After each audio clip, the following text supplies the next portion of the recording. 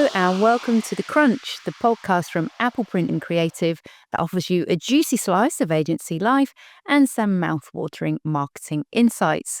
I'm Toni Kent, brand ambassador and host, and joining me for episode 3 is Ellie Gliddon, who's head of marketing. Hello. Hi. Thank you for joining me today. Thank you for having me. Yeah, well, we've got a question that was posed to you by Hayley in the last episode. She kindly nominated you. And it was, how does it feel? Because you've recently joined the management team. Yeah. Congratulations. How does it feel to join a management team that is 80% female? Yeah.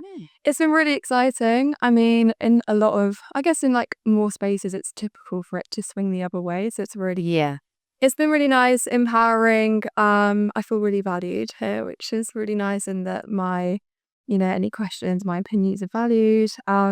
And it is inspiring as well because a few of the senior leadership team started here as execs, as I did as well. And so seeing their growth and what my future could look like here is really great to see. Nice. And I think good point there at the beginning that actually in many industries, organisations, the percentage is completely the other way. Yeah. So, yeah, important point to make. A question that I do ask most people, or everyone so far, is if your life had a strapline, what would it be? Ooh, okay. Me and my partner say grab the day by the balls. But more professionally, I guess, one of them is nothing changes, nothing changes. So Okay. it's more about pushing myself out of my comfort zone, like doing this. Yeah. I've focused a lot over the last couple of years and like really focusing on my career. So, and if you don't make those changes, then nothing else changes. I love that. But it's true, isn't it? You could just sit there and wait for life to happen to you, or you could do something about it. Yeah. Nice. Okay. So tell me about your career so far. Did you choose marketing, or did marketing choose you? I feel like it's probably a little bit of both. So, I started my career after I finished my degree at River Island as a photographer. And I was there for about 2 years. And then decided I felt like something was missing. And I really enjoyed being part of like the full picture of a project from start to finish. So, yeah, I moved away from photography a little bit to pursue a little bit more of a career in marketing. Working for a homeware brand that focused on like influencer marketing, collaborations, social media. So that was kind of my first taster into marketing, I guess. And then from there I moved out of London, kind of with the goal in my head that I would like to meet back at some point because I really wanted to join a marketing agency. I didn't think I'd find that in Newbury. But here I am, and fully in the marketing now, B2B, B2C, being really involved in a lot of different campaigns. So I guess it was a little bit of both. I didn't think it'd find me as much as it has. I thought it might be elements in my job, but not it'd be the complete thing. It's really interesting that you went to uni in London and you did your degree in fashion photography. Yeah. So you lived the London life. I don't know. And then you've kind of come back here to do agency life. So how has that experience of doing your degree in London and working there, how has that influenced your kind of work ethic and what you do here today? Yeah, I mean, there's a couple of elements to it, really, I guess. I guess a more obvious one is from like the creative perspective. The team knows, like, whenever we're creating landing pages or what an email looks like, I'm always going back and looking at the little details of, like what the colours look like, what the imagery looks like, where the form is on the page, does it balance right with the text? So I'm really picky when it comes to that.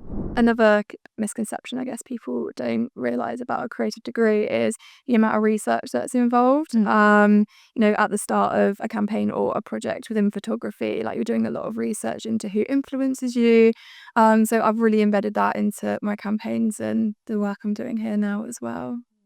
That is interesting. I don't think people would think that. They just think creatives are just like wondering about having like ideas all day and go, just going to be creative over there. Yeah, you do still have those ideas. I guess, it's like backing those up. It's, backing up your theories. So I guess it's almost like that science element behind it. Yeah. And in that, like, say, B2B environment, that is actually like your clients want to know. They're like, I love how that looks, because obviously you've given it the once over. But where's the data to back that up? Yeah, it's super important, messaging, who you're going out to. Yeah, it's the basis of every campaign, really. Nice. So typical day at Apple Print Creative, what does that look like for you if you have one? Yeah, I was going to say, I don't think I'm yet to find that out, to be honest. But I think that's the reason why I love this job the most, is that no day is ever the same. You know, it's great that we have so many different departments here, and every day I'm working with someone different. The client's got a different goal that they're looking to achieve. There's refinements we've got to make on a paid ad campaign. Something might not always be going to plan, and you know, how do we change that? And so yeah, that varied part of the job is why I love it and why there isn't really a typical day. That's nice and fair play, actually, where I think, like you say, sometimes you need to adjust. So things don't always go to plan. So how do you correct that whilst you're delivering, isn't it? Yeah, I mean, obviously things don't always go to plan, like you mentioned, and I think it's how you react to it is the most important thing.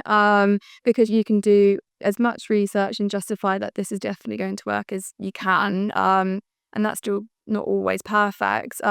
But yeah, it's looking at the data. The numbers are really, really important. The reporting, how like your audience is engaging with it, and actually what tweaks could we make. And it might be a case of testing a couple of different ways to respond to that.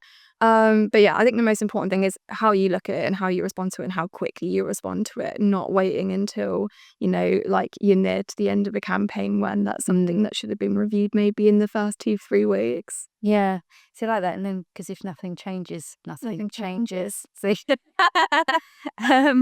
so imagine, and I feel a bit mean for asking this question, but you'll probably be doing this soon.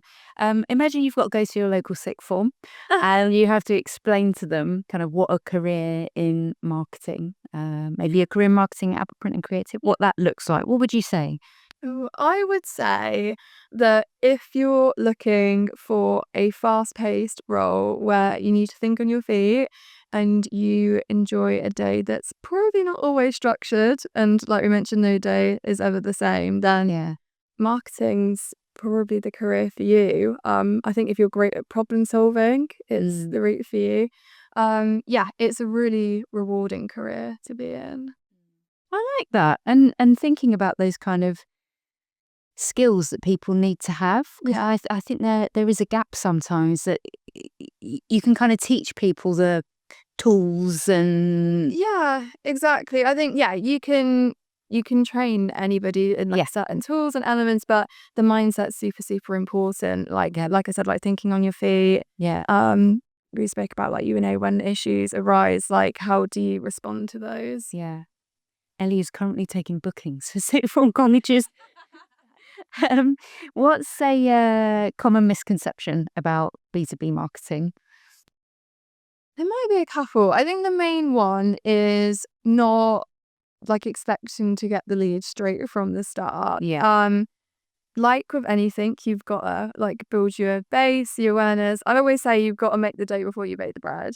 So look at this, you flew like the sayings. yeah, so you have to go out there and you need to show who you want to target, who you are and what you sell before you even go ahead and be like, this is what we want to sell you. And, you know, we work with quite a few tech clients, and quite often, more often than not, they're targeting the same job titles that are at a C-suite or below that. And you have to think that they're probably getting a lot of calls and a lot of emails every day. And how do you stand out from that? And you stand out from that by, you know, not going out with buy this straight away and saying like, we're really going to solve this problem for you. I guess that also goes back to your research and really understanding, you know, that job title's role day to day. What would be a pain for them? And actually, how would this solution solve it for them? Nice. And I think because Andrew said in episode 1, he wants to be wooed. He does want to be wooed. That's what you woo. What kind of campaigns give you the biggest sense of achievement? I think it's the ones where they don't go to plan. And you're a bit more resilient with them and you come up with a really good outcome. I find those the most rewarding. I love a direct mailer. I love something that's tangible. So seeing something, like that. Something that you see come to life. I mean, creative background again, I'll come up with some absolutely bonkers ideas sometimes, and yeah, I'll walk into someone, I'm like, can you sketch this out and see if it will work, and going downstairs to print and it coming to life. And I'm not talking about like your direct mailer that might be like an A5 leaflet that you're posting out, something that the recipient's got to take an action for. So we've been working on a lot more direct mailer campaigns that involve those elements, and we see some really nice responses from them. And actually, I guess because people are now going, I mean, there's always been people in offices. Let's not pretend that everybody worked from home all of the time. But I suppose with more organisations having people come back into the office, it'd be quite nice to go into the office and receive something. Yeah, exactly. I've received a couple, and I think it's really exciting. So, I mean, we've got ones that, are a bit more interactive, and you get to like maybe unlock something to receive it. So yeah, it's more than just reading something and then maybe not having any second thoughts about it. You're new to managing a team.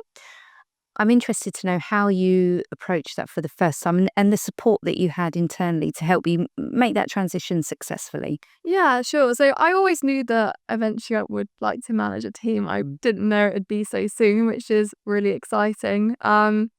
Here at APNC, the leadership team developed a leadership development program, which they invited me to participate in, which was really exciting. And that was just building my confidence and skills in leading and coaching a team. And actually, as part of that, we were asked to find a mentor outside of the business. So I was like, how do I approach this? Like, can I just randomly message someone? Just be like, hey, mentor me, please. Yeah. So I spent a bit of time actually researching, who's like really inspiring me. And I found someone that had previously worked in marketing at like Diageo, PepsiCo, L'Oreal, Nike, and I was like, this person's amazing. Yeah. So I thought, wow, worst that she can say is no. So I just popped her a message on LinkedIn and said, hey, I'm looking for a mentor. Would you be open to it? And amazingly came back and said, yeah, absolutely. Wow. So what was really nice is they had managed like a team of 40 plus, I believe. So it was really amazing to have that perspective, like an outsider perspective, really. But also the support from the leadership team here is amazing. And I guess a big part of the program as well was understanding your leadership styles and developing on those. And the leadership team have all got slightly different ones. So it's nice to get opinions, when you're feeling a bit unsure about something, getting those opinions is really valuable. And yeah, they've just been incredibly supportive throughout the whole process. That's great. And I do think, it kind of shows that LinkedIn isn't just for humble brags, people. You can use it to that. I mean, like you say, if you're going to grab each day by the balls,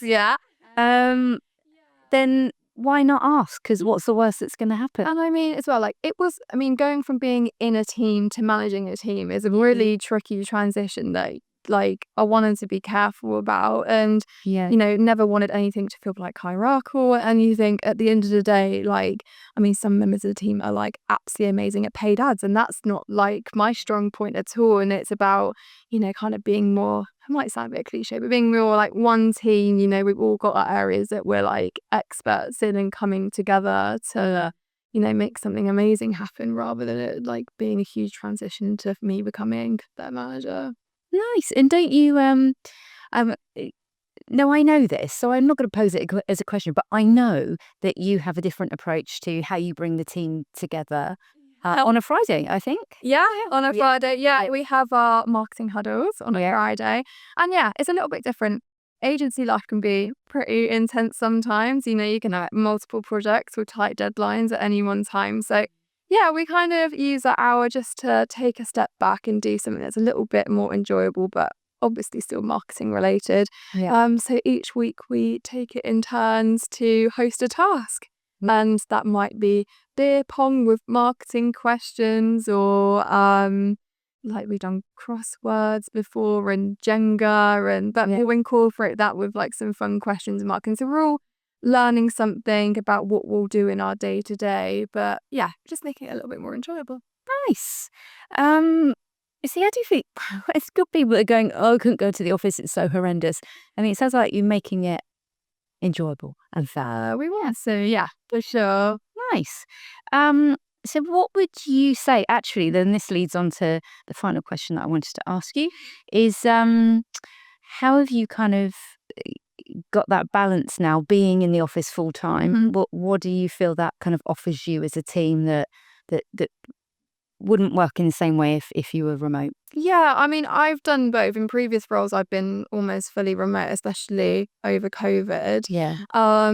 But to be honest, I love being in the office full time, being with the team full time, and seeing everybody. You know, we're a really collaborative business. Although we're in separate departments, there's never a single project that will touch one department. Yeah. And, you know, I mean, and going back to the direct mailers, it's even an example of being able to say, I've got this crazy idea. I'm going to go to design right now and get them to sketch it up. And then I'm going to go downstairs to print and they're going to have a look and say, yeah, we can probably do this. And say, might need to tweak that. And Yeah. having that collaborative environment here, like, is something I don't feel like you'll ever get over a Teams call. Yeah. And that's really beneficial for our clients as well, because, you know, whenever we have any amends for anything, we can make those happen pretty quickly as well. And, you know, some things do get lost in translation, like over an email or a Teams message. So having that clarification again just makes everything that little bit more speedy. Yeah. I'm trying to think about if you brief something in remotely and then you wait 3 days and it turns up and you go, oh my God, no, that is not what I asked for. Yeah. Yeah, exactly. Okay, right. Thanks for that. Well, it's crunch time. Time for the quick fire questions. Dun dun dun. So, what have you learned on the job that uni didn't or couldn't teach you? Probably prioritizing multiple tasks and that using AI is okay. Okay. And what did you learn at uni that the world of work didn't or couldn't teach you? I don't know if that the work couldn't teach me, but uni definitely taught me to be confident in the work that I'm outputting. And yeah, because I used to be a little bit bad at being like, nothing's perfect. Yeah. Okay. Nice. What's your favourite consumer marketing campaign? I loved the BA out of office campaign. Oh, that's out at is it on the big billboard? Yeah. Yeah. All the out of office messages. Yeah. Those. Nice. What's the most fashionable brand? Anyone who knows me knows that I love a brand called Ganni, but Yeah. but I can't be asked that question and not mention my boyfriend's brand called Arch. So there you go. That's just Arch. Check it out. What's the campaign that you're proudest of so far? So far, I think it might be the first one probably my first B2B campaign that I looked after when I was here. It had like a mix of landing page builds, emails, calling, direct mailer, and it was sort of my first project where I got to learn about all of those elements coming together and got a lot out of that, and it helped me a lot go forward. So I say I'm most proudest of that one. Brilliant. And here's a nice problem to have. A client has given you unlimited budget. What kind of campaign would you create? Is this so tricky without, you know, like, what's your problem? Like, tell me more about what you're trying to solve. I would love a project that would include every single department in one go. So, yeah, I mean, a lot of the time they'll cover 2 or 3, but, you know, something that would include promo, events, marketing, design, print, everything in one big campaign would be really cool. Okay, well, you've put that out into the universe now, so it could happen. It could do. It could happen. Hopefully. Right, we're almost at the end. Almost, but not quite. 2 things left to do. Could you nominate the next guest on the crunch? Yeah, I would like to nominate Sophie, our events manager. Okay, right. And what would you like to ask Sophie? I would like to ask Sophie what are her top 5 essentials to take to an event. Okay, brilliant. Well, it's been an absolute pleasure, Ellie. We had sound effects and laughter and everything. I know, it's been so much fun. It has been fun. Thank you to everyone who's watching and tuning in. Please join us for the next episode, which will feature Sophie Deacon, Events Manager. Thank you.